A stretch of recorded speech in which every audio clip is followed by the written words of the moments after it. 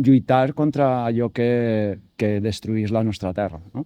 En aquest cas, els projectes, macroprojectes energètics, hem de combatre'ls i això és la nostra tasca.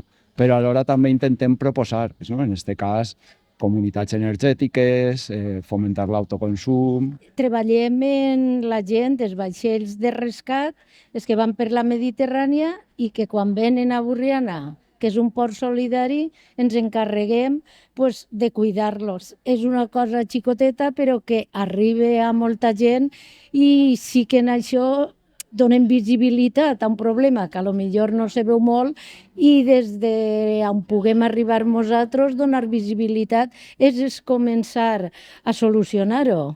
L'Acció Ecologista Agro és una entitat ja a nivell de país considerable que està presentant recursos en molts dels projectes de macroplantes i pais que s'estan fent. Nosaltres, modestament, els voluntaris sèniors, el nostre marc d'actuació és la Marxal d'Almenara. Allí fem llavors de custòdia del territori i custòdia d'algunes xicotetes propietats que té Acció Ecologista Agro adquirides per subscripció popular.